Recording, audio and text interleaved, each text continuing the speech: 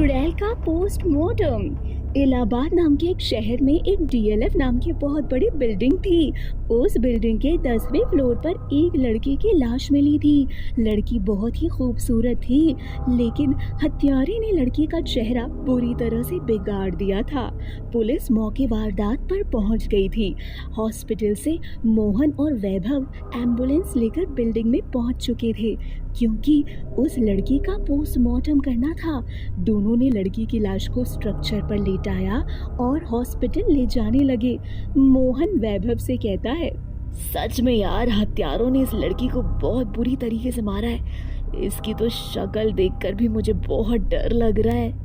हाँ यार, तूने बिल्कुल सही कहा। सच कहूँ तो मैंने जब इस लड़की को शुरुआत में देखा था, मेरी तो सांसें ही अटक गई थी।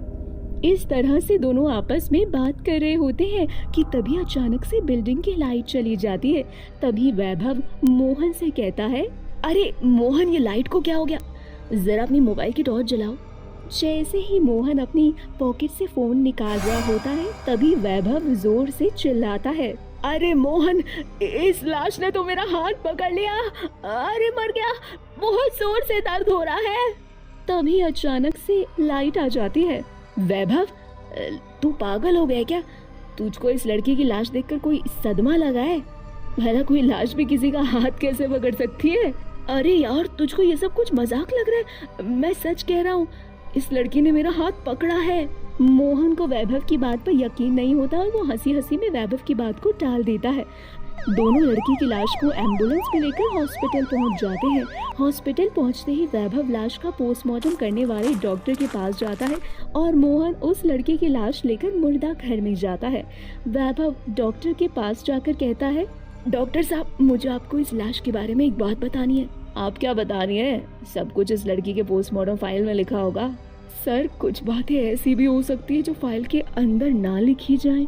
डॉक्टर वैभव की बात कुछ समझ नहीं पाता और कहता है, ऐसी कौन सी बात है?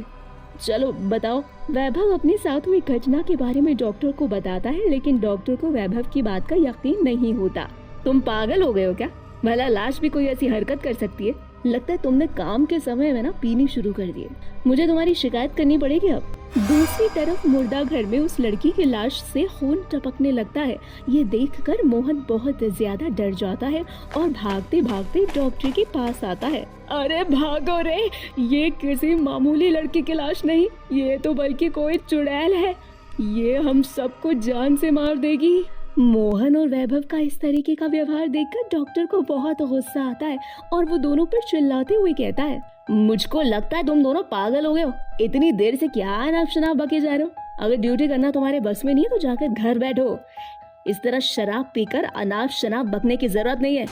वैसे भी तुम्हारे जैसे एम्प्लॉइज के हॉस्पिटल में कोई जरूरत नहीं जो लोगों में अंधविश्वास फैला रहे हैं। नहीं डॉक्टर साहब, मैं बिल्कुल सच कह रहा हूँ। मैंने उस लाश को हिलते हुए देखा है और उसमें से खून भी बह रहा है।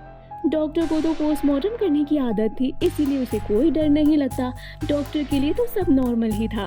डॉक्टर उस लड़की का पोस्टमार्टम करने के लिए हथियार उठाता है और जैसे ही उस लड़की के ऊपर से सफेद चादर हटाता है तो वो लड़की उठकर बैठ जाती है और एक भयानक चुड़ैल का रूप ले लेती है। इस तरह का भयानक नजारा देखकर अब डॉक्टर को भी वैभव और मोहन की बात पर यकीन हो जाता है। चुड़ैल बुरी तरीके से डॉक्टर को पकड़ लेती है। डर के मारे डॉक्टर की चीख निकल जाती है, अरे कोई बचाओ मुझे, ये तो सच में कोई मामूली लाश नहीं, ये कोई चुड़ैल है। अरे तुम कौन हो? मैंने तुम्हारा क्या बिगाड़ा है? डॉक्टर की आवाज सुनकर वैभव और मोहन भी वहाँ आ जाते हैं। मैं तुम्हारा पोस्टमार्टम नहीं करूंगा, लेकिन तुम पहले ये बताओ, तुम कौन हो? तुम हम सबको क्यों जान से मारना चाहती हो? मेरा नाम रागिनी है। मैं 10 साल से डीएलएफ बिल्डिंग में काम कर रही थी। वहाँ पर मेरी मुलाकात एक दीपक नाम के लड़के से हुई। मैं उससे प्यार करने लगी, लेकिन उसने मेरी प्रॉपर्टी के चक्कर में मुझसे प्यार करने का नाटक किया और मुझसे शादी की और धोखे से मुझसे मेरी प्रॉपर्टी अपने नाम करवा ली और अपने दोस्तों को कुछ पैसे देकर उसने मुझे जान से मरवा दिया।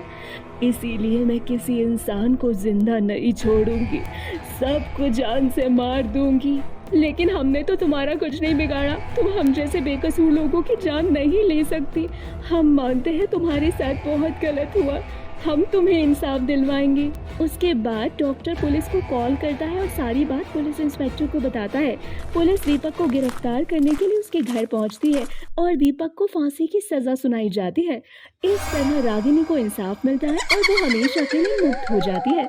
दोस्तों, ये थी हमारी आज की कहानी। दोस्तों, क्या आपको पता है रागिनी जिस बिल्डिंग में काम करती थी उस बिल्डिंग का नाम क्या था?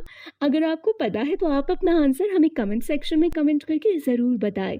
साथ ही वीडियो पसंद आई हो तो वीडियो को लाइक ज़रूर करें और अगर आप हमारे चैनल पर नए हैं तो चैनल को सब्सक्राइब करें और बेल आइकन को दबाना बिल्कुल भी ना भूलें।